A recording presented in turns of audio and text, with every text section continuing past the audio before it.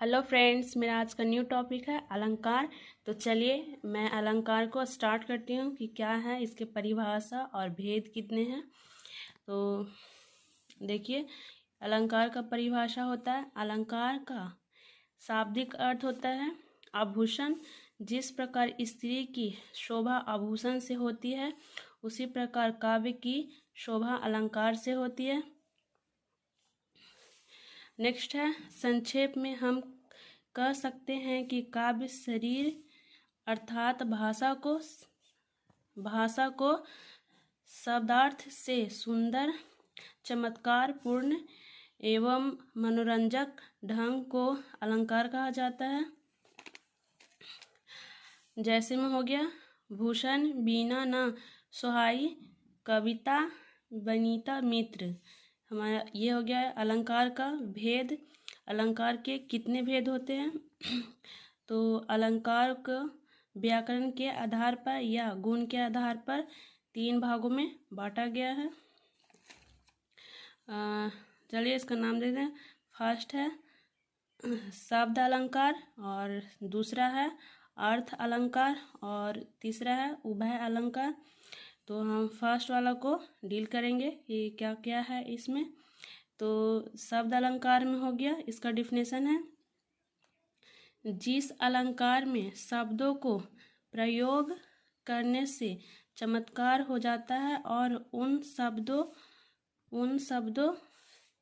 शब्दों के जगह पर समानार्थक शब्द को रखने से वे चमत्कार समाप्त हो जाए, वह शब्द अलंकार होता है।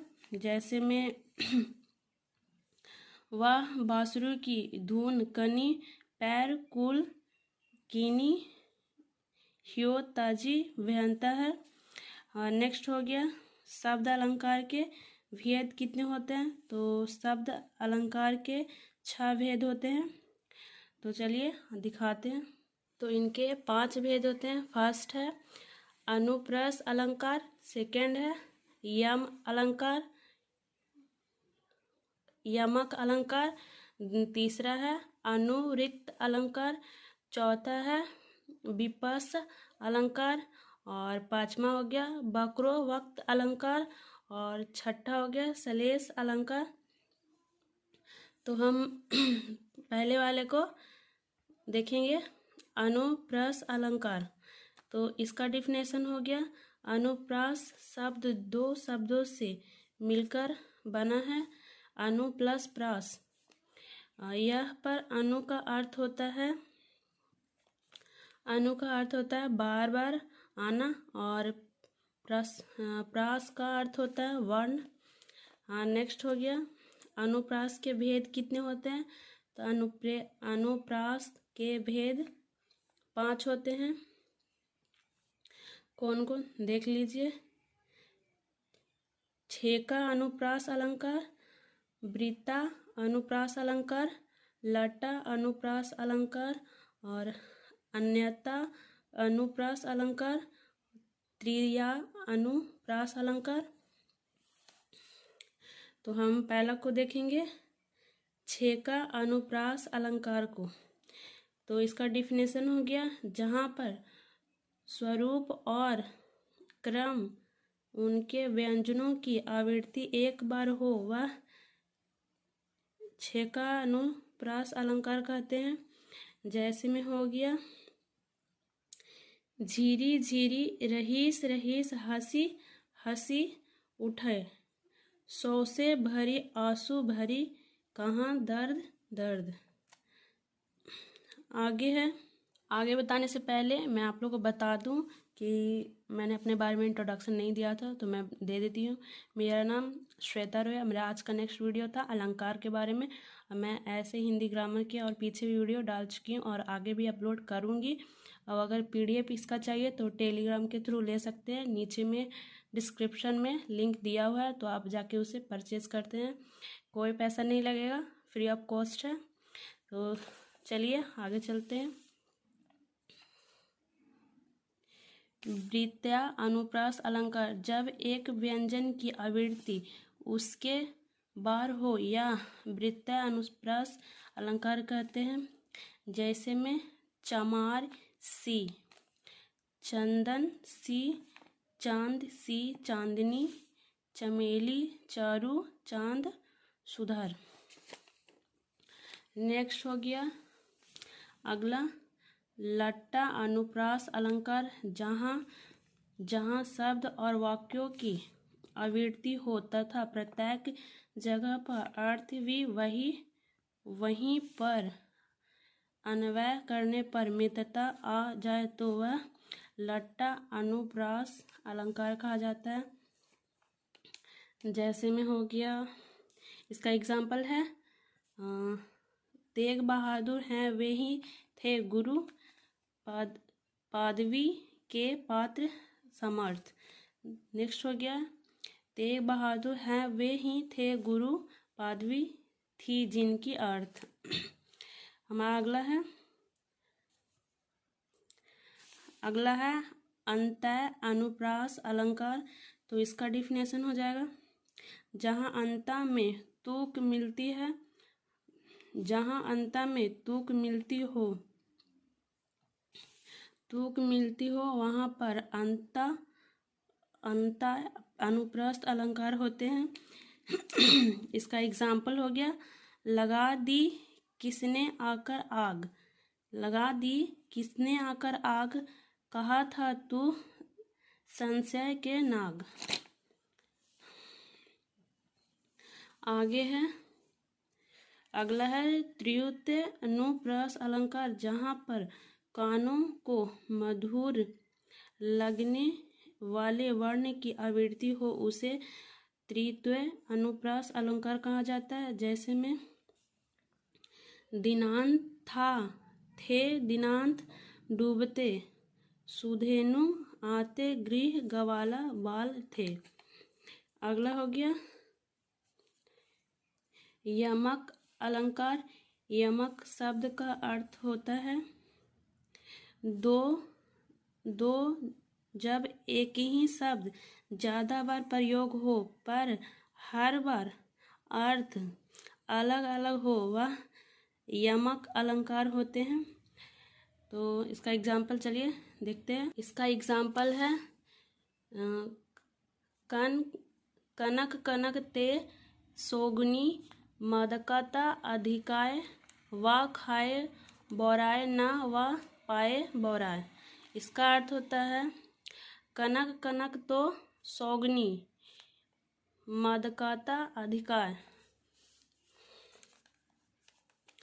आगे है पूर्णरूक्त अलंकार। पूर्णरूक्त अलंकार दो शब्दों से मिलकर बना है। पुनः प्लस युक्त, जब कोई शब्द दोबारा या उससे दोहराया जाता है तब पूर्णरूक्त अलंकार कहलाता है। आगे विपास अलंकार, जब आदर, हर्ष, शोक, विस्मय बोधक आदि भाव का प्रभावशाली रूप से व्यक्त करने के लिए शब्दों की पुनरावृत्ति को ही विपास अलंकार कहा जाता है। जैसे में मोही मोही मोहन को मन भयो राधा में, राधा मन मोही मोही मोहन मय मैया। आगे है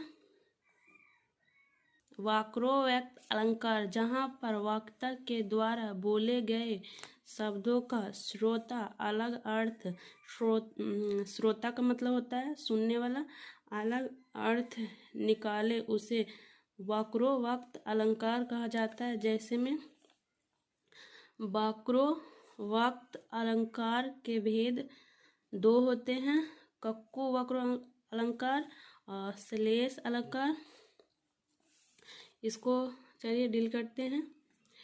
कक्कू वक्रोक्त अलंकार, जब वक्ता के द्वारा बोले गए शब्दों का उसकी कंठ ध्वनि के कारण श्रोता कुछ और अर्थ निकाले वहाँ पर कक्कू वक्रोक्त अलंकार का मतलब कहा जाता है या फिर होता है। जैसे मैं सुकुमारी नाथ बन जाऊंगी, जोगी।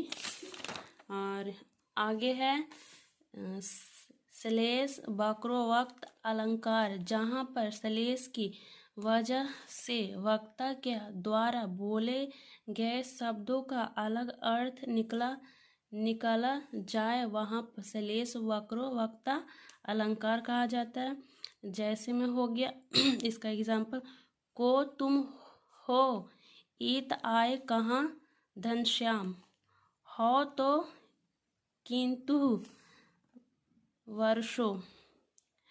इसका अर्थ है निकल जाए, वह श्लेष वक्रता अलंकार कहलाता है। अब नेक्स्ट हो गया अर्थ अलंकार, जहाँ पर अर्थ के माध्यम से काव्य में चमत्कार होता है, वही अर्थ अलंकार होता है। अर्थ अलंकार के भेद होते हैं 27 मीन्स 27 इसके भेद हैं। तो चलिए मैं बता दूं।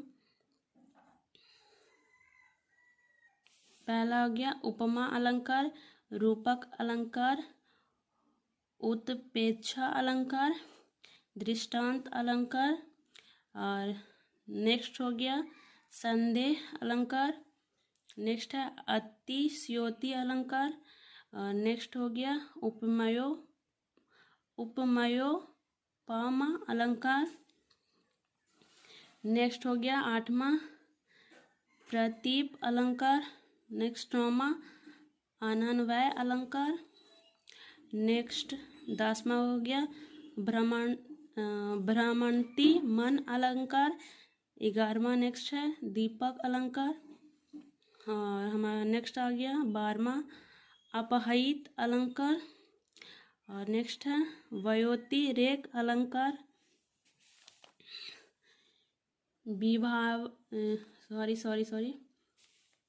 विभावाना अलंकार, विशोव्यक्त अलंकार,